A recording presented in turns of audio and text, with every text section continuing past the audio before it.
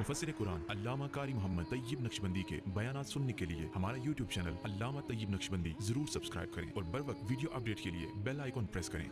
दिए गए, किसी को एक मुआजिज़ा दिया गया, किसी को 4 दिए गए, गिन कर दिए गए, बस ये हैं।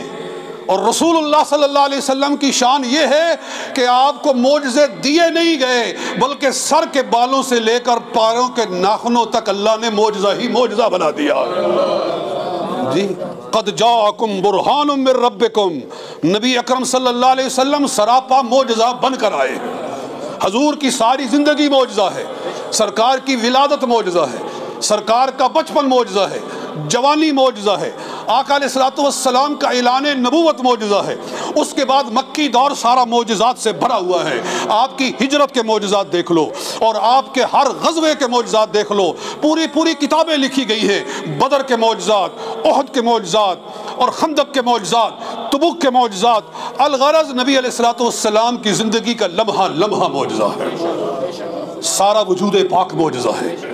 इसी तरह मैं कहता हूँ कि औलिया अल्लाह में से बाज़ को करामात दी गई, किसी को 1 करामत दी गई, किसी को 2 करामतें दी गई, किसी को 3 करामतें दी गई, लेकिन जनाब गौसे पाक शहंशाह बगदाद वो हैं जिनको अल्लाह ताला ने पूरा वजूद सरापा करामत बना दिया। हजरत गौसे पाक सरापा करामत है। कसरत मोजिज़ात जिस तरह नबी अलैहिस्सलातु वस्सलाम को अता की गई है, इसी तरह जनाब गौसे पाक को कसरत करामात अता फरमाई गई है। और जिस तरह नबी अकरम अलैहिस्सलातु वस्सलाम दुनिया में तशरीफ़ नहीं लाए थे तो अंबिया बशारतें देते थे, अंबिया बशारतें देते थे कि रसूलुल्लाह तशरीफ़ लाने वाले हैं, इमामुल अंबिया तशरीफ़ लाने वाले हैं। इसी तरह गौसे आज़म रज़ी अल्लाह ताला अन्हु अभी दुनिया में तशरीफ़ नहीं लाए थे तो औलिया अल्लाह आपकी आमद की करम आपकी बशारत देते थे कि इस शान का इमाम तशरीफ़ ला रहा है। और मुझे एक और भी वजह तशबीह नज़र आती है कि देखो रसूल पाक सल्लल्लाहु अलैहि वसल्लम का मीलाद सारे जहान में होता है कि नहीं होता?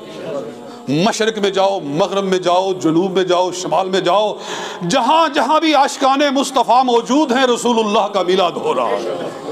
सऊदी अरब में अब तो नरमियाँ हो गई हैं काफ़ी, पहले तो बड़ी सख्तियाँ होती थी। मिलाद मनाने वालों को पकड़ लिया जाता था, गिरफ्तार कर लिया जाता था, अरेस्ट किया जाता था, घरों में छापे मारे जाते थे और पकड़ के लोगों को डिपोर्ट कर दिया जाता था जी। मगर इसके बावजूद भी नबी अकरम का मिलाद शरीफ पूरे सऊदी अरब में होता था, हर किस्म की पाबंदियों के बावजूद सारे जहान में हो रहा है। इसी तरह मैं कहता हूँ कि जनाब गौसे पाक की 11वीं सारे जहान में होती है। कादरी हो, चिश्ती हो, सोरवर्दी हो, किसी भी वो सिलसिलाए तरीक़त से ताल्लुक़ रखते हो, वो जहाँ अपने बुज़ुर्गों का उर्स मनाते हैं वहाँ कादरियों के पेशवा गौसे पाक का उर्स भी मनाते हैं, आपकी 11वीं भी मनाते हैं। अल्लाह ने ऐसी कबूलियत आपको अता फरमाई है। मेरे दोस्तों, मैंने जो आया मुबारका पढ़ी है मैं ज़रा उसकी थोड़ी सी तशरीह कर दूँ और जो टाइम है मैं उसके मुताबिक इंशाअल्लाह गुफ्तगू को समेटूंगा।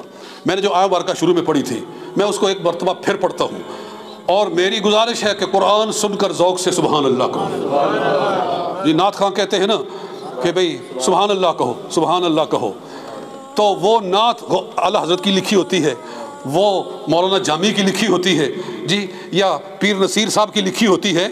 जो नात मैं आपको सुनाने लगा हूँ ये नात ये आला हज़रत की नहीं लिखी हुई या मौलाना जामी की नहीं लिखी हुई, ये नात अल्लाह ने अर्श से नाज़िल फरमाई है। इस पर सुबहान अल्लाह कहना ज़्यादा हक बनता है।